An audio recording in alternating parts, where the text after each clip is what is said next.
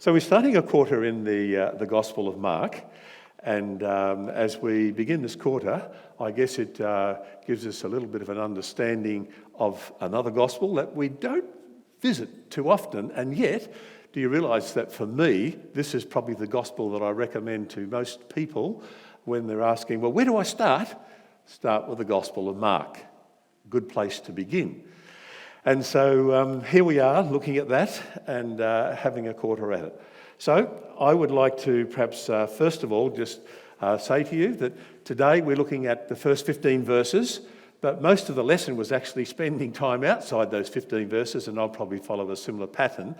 And I thought that I would share with you, because I'm one of those persons who like to sort of do a little bit of digging and a bit of research to see what I can find out about the person, the times, the circumstances.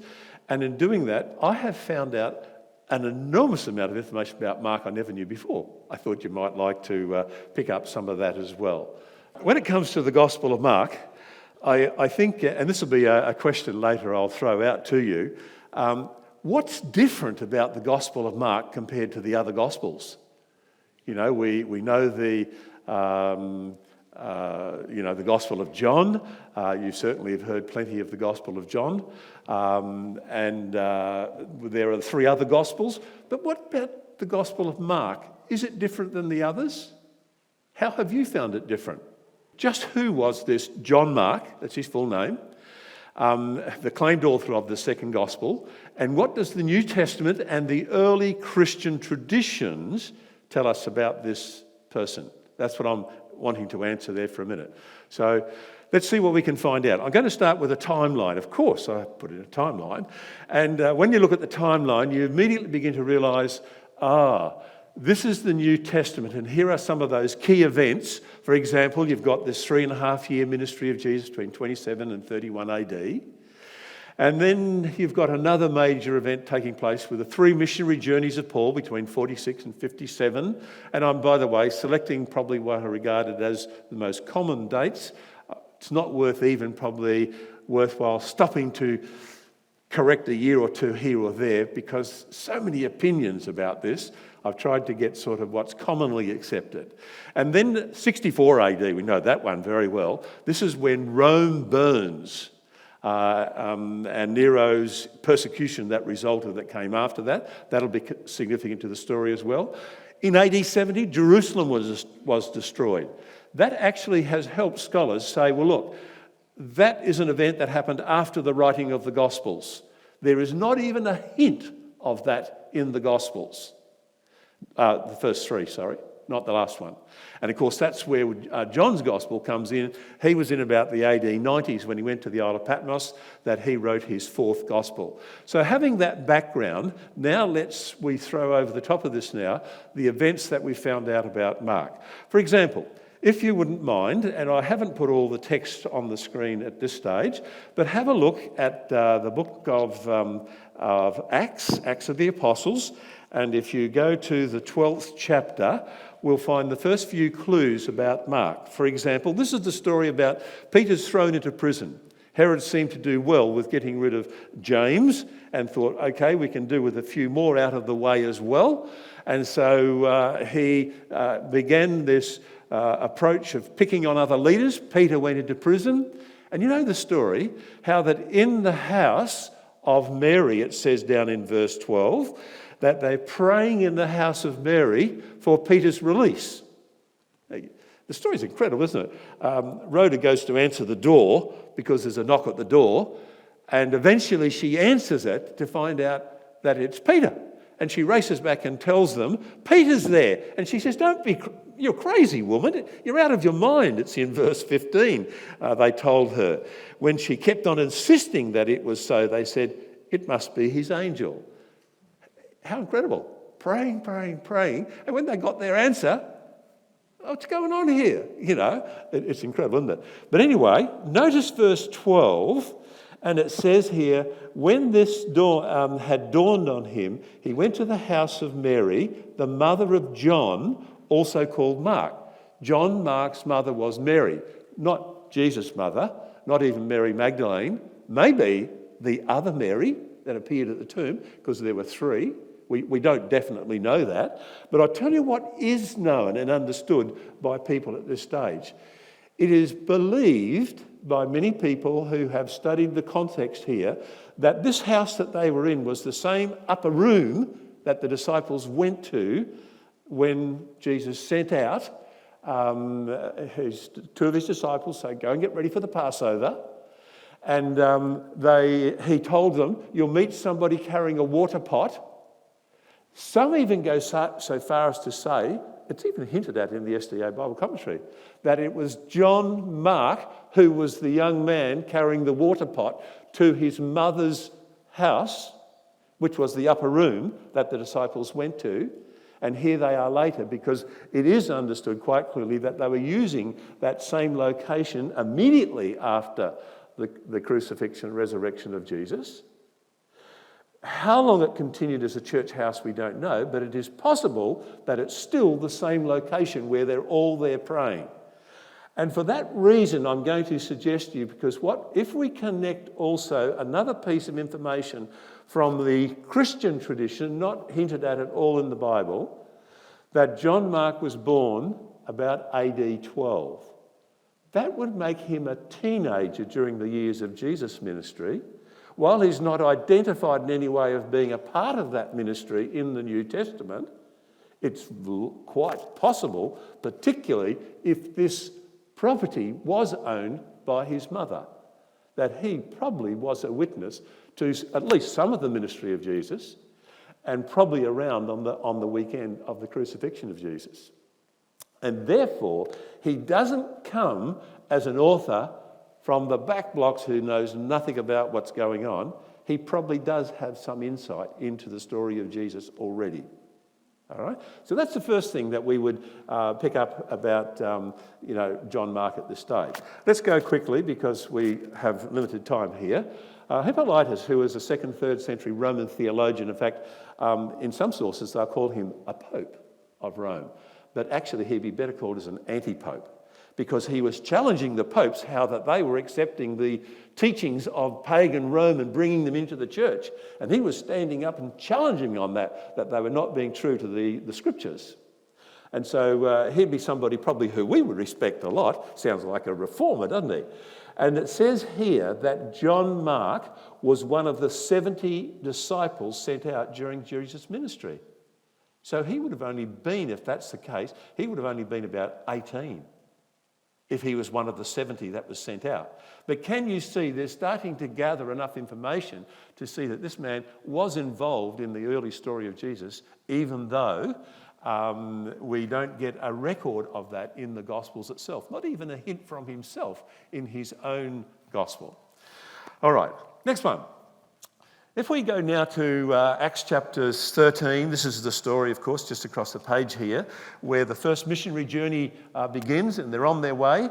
And it mentions in verse 5, it says there that John Mark was with them, helping them on that trip. Hey, he was doing your job. He was the helper. He was the bodyguard, maybe. And off he goes on that first trip. Now, by the way, it's probably not his first missionary trip. And we'll pick that up in a minute. He's probably already been doing some of this work himself. But then we go over to the next chapter, chapter 15, where we have in 49 AD, we have the beginning of the second missionary journey. You know, when Paul came back from the first missionary journey, there was the big discussion that had to be called this big council up in Jerusalem. And Paul goes up there. He comes back to Antioch with the announcement that was made and received so welcomely by the people at that stage. And then he sets out on the second missionary journey. Now, because John Mark, and the verse there actually indicated that, verse 13, that he didn't do the complete journey. He pulled out partway through and would seem to perhaps go home. But what we find when we come to the beginning of the second missionary journey, notice in verse 39, Barnabas, the cousin of John Mark, says, hey, can we take John Mark with us, Paul? Now, this is an interesting story. In fact, I must admit, I had to stop and think about this quite a bit. Here's a young fellow who came in, pulled out, and now wants to join back in again. And I'm thinking, do you give people a second go? John Mark had a second chance. And Barnabas took him on board, and it turned out to be a very profitable take on board. So I think there's a lot for us to think about there in the story here of John Mark and his experience. But let's keep moving on with the story. So this is in 49, and you remember Barnabas says, okay then, because the great dispute that arose between Paul and Barnabas, he says, okay, we'll go off and do our own. So they went down to Cyprus and started their own missionary journey.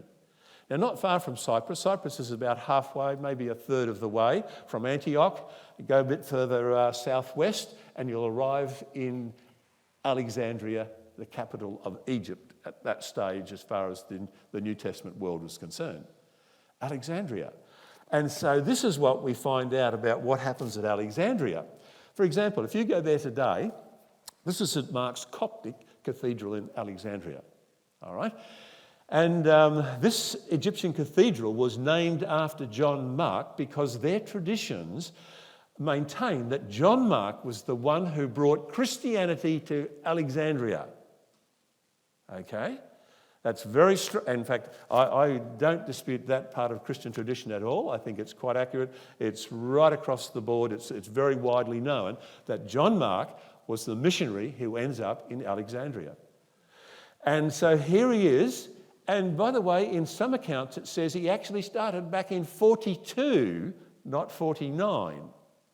So there's a little bit of dispute as to when he may have started all this, but at least we know that at least by 49, the Christian message was well underway in Alexander, and John Mark was given the credit for bringing that to there. But he didn't stay there all the time. He came and went. In fact, we'll find him in a moment in a very interesting place, but let's go back. This is something worthwhile noting. Look at this map with the 5 red dots. They represent the sees. This is the religious communities, we'd call them, not conferences, that's kind of not quite how it works here, but these are the religious communities, and the headquarters in the New Testament church, the first century church, there were 5 of them. One of them is Alexandria, becomes one of those church sees in the first century. So Mark has a lot, really. We're starting to build quite a bit about this man and what he does and how he contributes to the spread of the Christian message. And there'll be more said about his involvement in Alexandria in just a moment. Now, that is definitely accepted as having happened in 49. So I would think it's quite likely that when he set out with Barnabas from Antioch, when Paul was going off on his second missionary journey, that they went down to Cyprus, hopped across a bit more water, came to Alexandria, and there they are, definitely by 49, continuing to spread the Christian message there in Alexandria. All right, so that's something else we've got to remember about him. But now here's something that is interesting. Shortly after this, and this is where there is great disagreements, except there's a general consensus that Mark probably wrote his gospel in a period that could be marked by, I think we'll see it in a minute on the thing, I think it's about 55 through to 60 in that period there. Somewhere, and you'll see in a moment, I'll put it on the timeline. But the other thing that is hinted at in the New Testament, and tradition supports very strongly, that he actually got what he wrote into his gospel as Peter was his major source. He became very good friends with Peter. I mean, he was there possibly at the time when Peter was released from prison. He was probably around there, when the disciples and Jesus were still on earth, etc.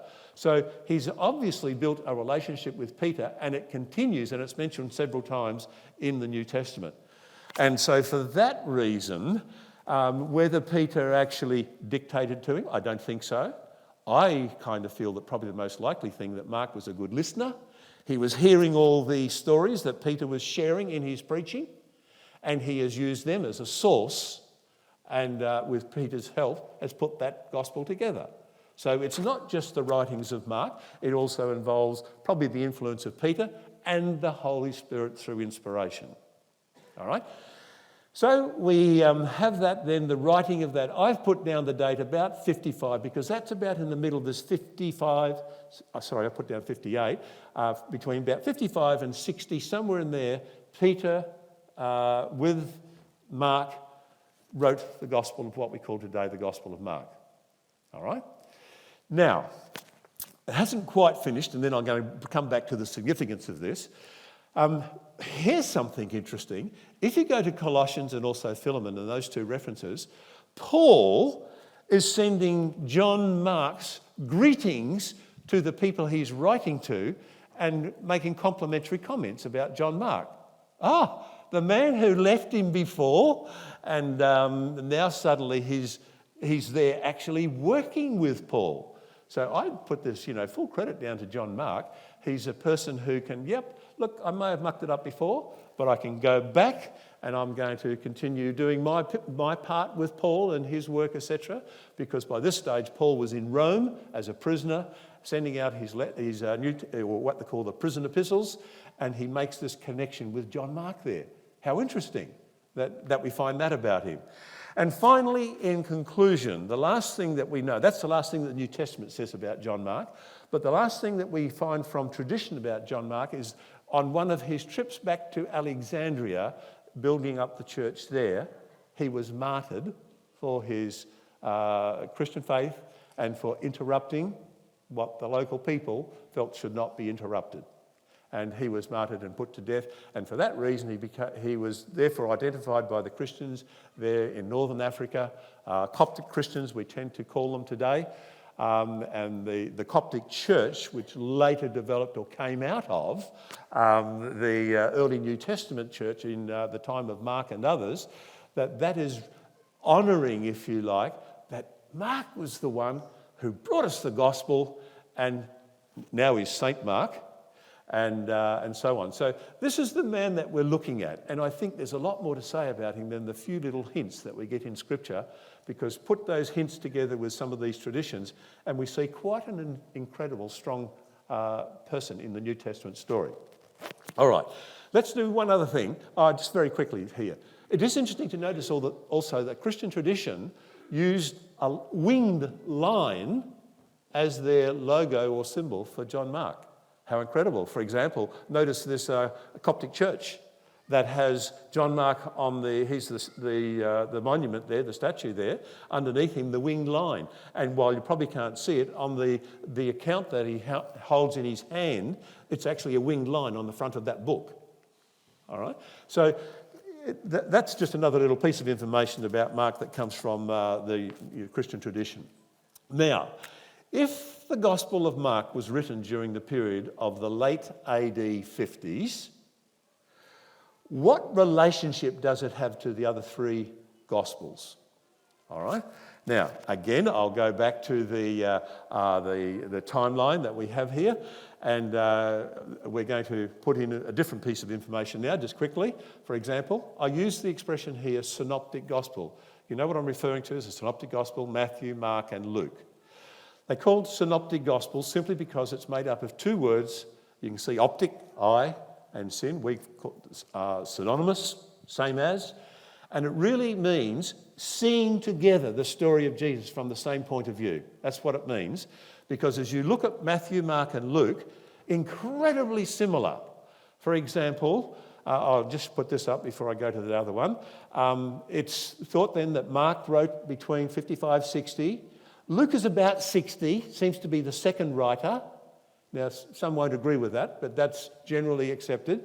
And then Matthew probably was the last of those three Gospels written there, sort of after 60, all right? And so there they are sitting in the orange rectangle in the middle. And remember that John wrote his Gospel a whole generation later in AD 90s while he was on Patmos, all right? Now, let me come back and show you this diagram. Only those people in the front row, thanks for sitting in the front row, only those people in the front row will be able to see this, but the rest of you see some coloured patches. The top circle is Mark, and then Luke and Matthew. You probably can see those prints, but beyond that you won't see. But notice how Mark is mostly purple. And then Luke has a huge hunk of purple. Matthew has almost a half a hunk of purple. because that's saying that those percentages of those Gospels are overlapping with each other. They are the same as. Same stories, sometimes even the same wording. So they've obviously got a source of something from somewhere. All right, and then you'll notice there's, for example, the blue sections down on Matthew and Luke. That's showing that they had common sections also with each other, quite large pieces compared to the very, very few unique pieces between Mark and Matthew, or between Mark and Luke.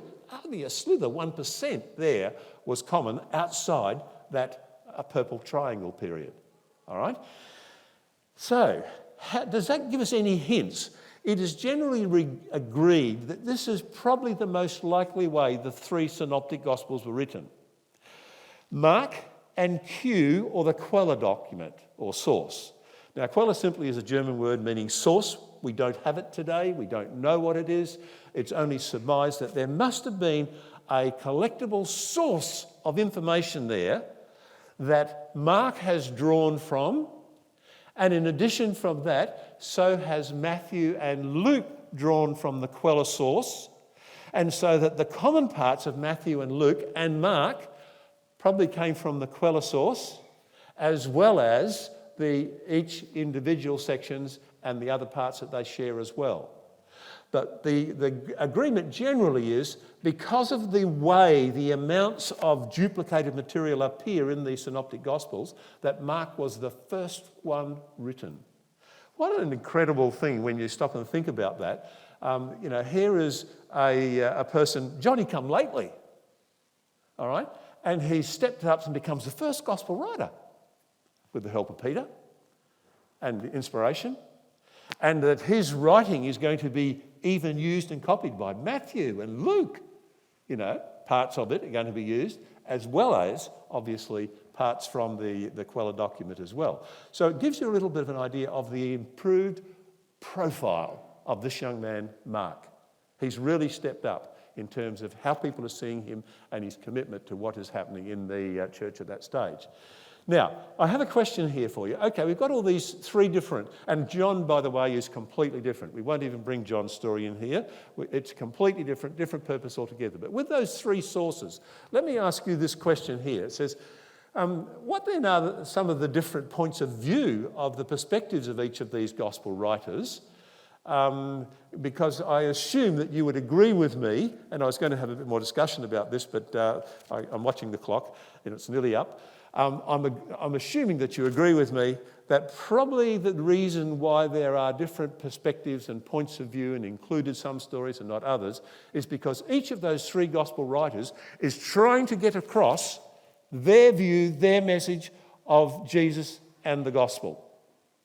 And they do have differences. Even though there are these similarities and overlaps and all the rest of it, they still have very unique differences. Here, for example, let me just quickly give you some examples as I see it. For example, it's very easy to see that Mark was writing for a non-Jewish audience. He explains Jewish customs. Would you have to explain to the Jews the Passover? John does. Tells them what it's all about. He explains to them other things that happen in Jewish society that you wouldn't need to if he's writing to the Jews only. So that's one thing that's different about John compared to the other Gospels. He seems to be focusing on a non-Jewish audience. In fact, not only is it a non-Jewish audience, he even goes so far to include words that are of Latin, Roman origin, rather than using the equivalent Greek word that he could have been using that the Jews would be familiar with. So it is interesting to notice that just very quickly. The other thing about about Mark is this. He is described, in fact, part of this comes out of the SDA Bible commentary. Let me just read this sentence for you here. It says, though only 2/3 of the length of Matthew, it contains a record of most of the incidents related in its longer counterparts. Its style is terse, vigorous, incisive, vivid, picturesque, and often provides significant details not mentioned by any of the other evangelist. And I was going to give you some examples of this, by the way, but can I just make the summary of it? And we'll pick them out as we're going through the quarter in studying this. Another thing that we notice about Mark is when it comes to establishing Jesus' divinity, he uses the miracles and the miracle stories to create a continuous quick narrative about Jesus performing all the miracles. And he almost lists every miracle that's found anywhere in the three synoptics. All right? He does not use what Matthew uses to establish the divinity. Matthew used that he is a fulfillment of Old Testament prophecy. And quote, quote, quote, quote, Mark hardly does it at all. One right in the introduction in this week's lesson, and after that he leaves it alone. And so that's, again, a difference as you see between them. Whereas, for example, in Matthew, Mark, and definitely in John, they have long discourses of Jesus, sermons on the Mount of Olives, sermonette. And we could go on mentioning one after another of these long discourses. Mark doesn't have them. He's an action person. So he's got the stories of Jesus, and he's moving through very quickly with the stories of Jesus. Mark is chronological rather than theological. I won't take time to expand on that one. And lastly, this came out of the introduction to the lesson, even before this week's lesson. It made the comment about it's interesting to know the way Mark has created a sense of who is this Jesus in the first 8 chapters. You know, it's almost a puzzle. Who is he? And so he tells his story trying to illustrate who he is. But when you come to the next half of the gospel, now he seems to be, and where is he going? He seems to focus on Jesus is going somewhere. He's going to the cross. Now, the others do that as well, but Mark seems to be more intentional about the way he does it. So we can see, and there are other things that can be added to that. There are lots of things that can be added to that, actually, showing the uniqueness of Mark, and we're going to see that through the quarter. Okay. I'm going to now flick right through here, and if I could flick this quickly, I'll just have to do this very quickly this way, I think. By the way, it mentions in today's lesson he was baptising down the Jordan River. Only a couple of years ago was the first time I went to the real spot where he was actually doing the baptising. We haven't been able to be there for many years because of the conflict between Jordan and Israel. But now there is opportunity, and this is the Jordan River near Aion, as it's announced in the Gospels, and here's where John was doing his baptising. But I want to get to, no, not there, here. To conclude with, I want to take out one part, and the lesson spent a couple of days on this as well. I want to take one part out of this phrase in or the passage that we're looking at today in Mark chapter 1. And it talks about there that after Jesus was baptised, it says there in verse 14, John was put in prison and so on, and Jesus went into Galilee proclaiming the good news. All right, in fact, interesting that the very first sentence of John is, this is the good news, or this is the gospel of Jesus Christ. So pronouncing the good news of God. And here were his opening words, the time has come. Or as the King James puts it, I'm going to go with that one for a while, the time is fulfilled. All right? Now, this is and I know that, again, those of you sitting back won't see the detail on this, but you can immediately see it's the 70 weeks time prophecy. And the first 69 of those weeks brings us right up to the time when Jesus, the anointed one, will come. When was Jesus anointed? At his baptism. All right? And then it says there was one more week or 7 days of the week, and then that representing 7 years. Right in the middle of that 7-year period, he was going to be cut off. All right? And so not only is he cut off in the midst of the week, but the covenant with the Jewish people continues on for another 3.5 years before the gospel reaches out to the Gentiles. But I find it most fascinating that here Jesus is pinpointed at AD 27, according to this time prophecy, as the time when he would be anointed. And we know that he was anointed by the Holy Spirit at his baptism as he comes up out of the water. All right? John records that. Now he says, the time is fulfilled. Is that accidental? No. I think he had very much in mind this time prophecy. I am fulfilling this particular point in time of the time prophecy. We're coming into the last week. In fact, in the middle of the week, the Messiah is going to be cut off. That was the cross. Judgment. And I've made a link, folks, and the pamphlet made the same link. And again, you're not going to read this, but you'll recognise the timeline with this here. The first part on the left-hand side is the 70 weeks or the 490 years leading up to the end of those 70 weeks. And then there was another 1,810 years. This brings us into the 1844 period. And remember what, at that time, the Advent Church was starting to preach? The three angels' messages. And the first angel's message started off that there was an angel coming with the everlasting gospel to preach unto all the world and so on, and to fear God and worship him, and what? And what was the next part? And the phrase that he's used is, and his hour of judgment has come. How interesting that the first part of the 70 weeks, and this is why I think that there's a great link between these two prophecies of chapter 8 for the 2,300 days and then chapter 9 for the 70 weeks. These 70 weeks were cut off, and the coming of the Messiah, bringing the gospel and bringing us up to that point of judgment, the beginning of judgment, the cross, was a guarantee that so before his second coming, there would be an announcement also. Yes, a pre-Advent judgment, if you like, leading up to the second coming itself, when the ultimate expression, of judgment through the events that follow at that time goes forward, because this is the time when the gospel again has to be preached in the context of the coming Messiah. And part of the Messiah's message is, yes, we are judged, but for those who have accepted him, we are judged in him. What good news! And I think there's a good hint for that right at the start of the book of Mark, as our pamphlet brought out in the last couple of days of the lesson as well. Hey, we've gone over time. Let's have prayer to finish. Father, I pray that as we continue our study this quarter into the Gospel of Mark, that we will find meaning and purpose in this book, that we will see that it is a book that's been written for a time of action, decisiveness, and a great message of gospel in Jesus Christ. We are judged in him and we are safe in him. May we always remain in him, and may we can share that wonderful truth that we have with those whom we rub shoulders with this week is our prayer we ask in Jesus' name. Amen. And folks, may you be blessed through the quarter as you continue your study of the Gospel of Mark. I think it's an exciting book actually, and I hope that you will enjoy the journey as well. Thank you.